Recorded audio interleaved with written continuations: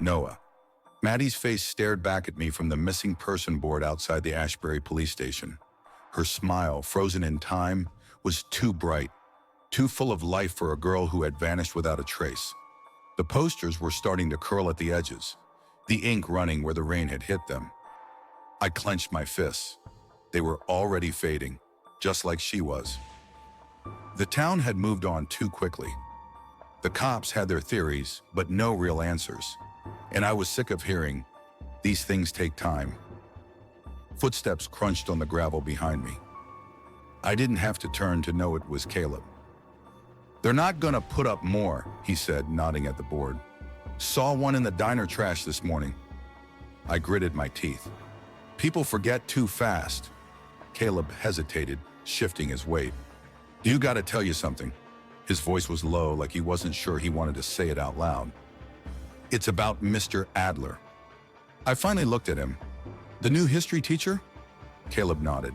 "Yeah, I was in his office today, talking about my assignments.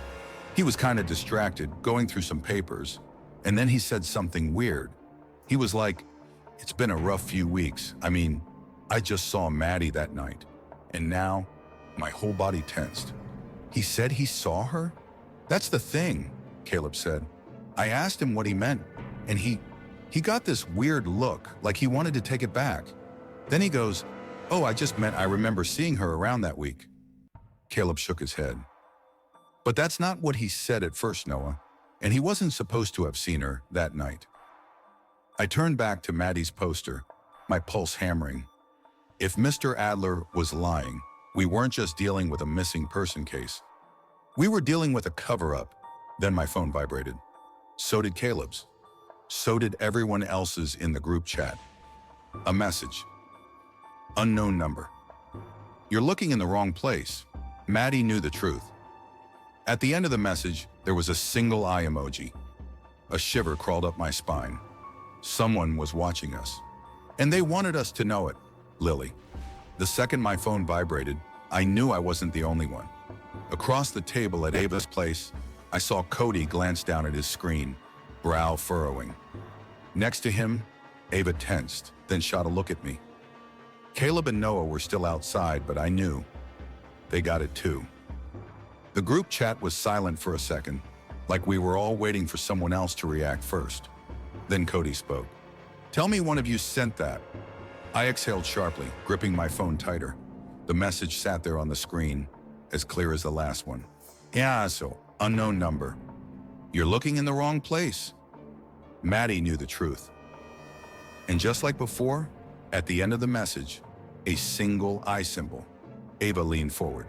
"Okay, so, what the hell?" Noah and Caleb walked back in then, both looking at their phones. "You got it too," Noah said. It wasn't a question. "Obviously," I muttered. "And don't look at me. I didn't send it." Cody let out a short, nervous laugh. "So what? Are we supposed to believe some creep is just texting us riddles now?" "Or," Caleb said, "someone knows more than they should." Ava shook her head. "Or someone's messing with us." "But who?" I asked, "and why?" No one had an answer. The only sound was the faint hum of the fridge and the occasional drip of water from the kitchen sink. I glanced at my phone again, half expecting another message to pop up. Nothing. Cody sighed. "It's gotta be a prank. Someone knows we're freaked out and thinks it's funny." "Then who has our numbers?" Noah asked, voice tight. "Who would send something like that?" No one answered. "Because we all knew the list of people who had all our numbers was short, and none of them would do this." The silence stretched until Ava cleared her throat. "Look, whoever it is, they don't sound dangerous. I mean, Maddie knew the truth? What does that even mean?" Caleb spoke up, his voice quieter this time. "What if it means she knew what happened to her before it happened?" Noah's jaw clenched. "Then why the hell didn't she tell us?" The words settled over us, uncomfortable and heavy. Because the truth was, Maddie had been keeping secrets. We just hadn't figured out all of them yet.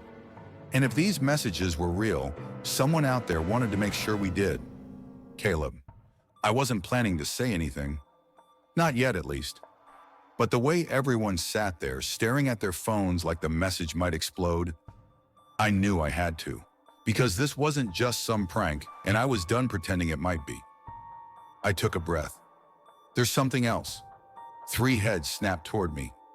Noah already knew, but the others didn't. And once I said it, there was no taking it back. Cody leaned forward.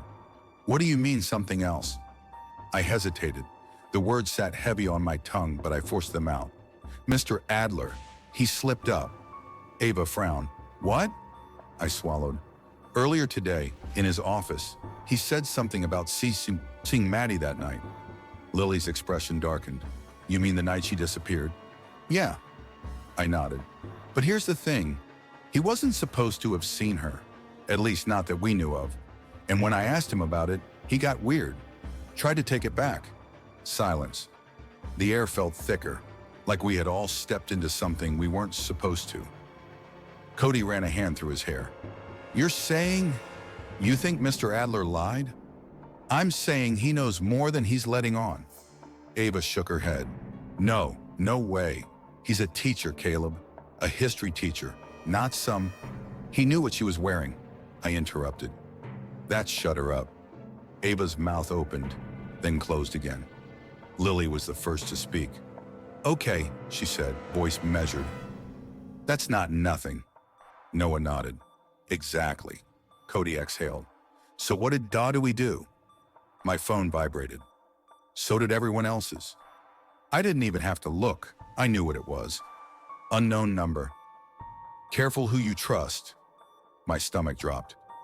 Ava let out a nervous laugh, but it didn't reach her eyes. That's just a coincidence, right? No one answered. Lily locked eyes with me. Someone's watching us. I swallowed hard. Yeah, and they don't want us talking. To be continued.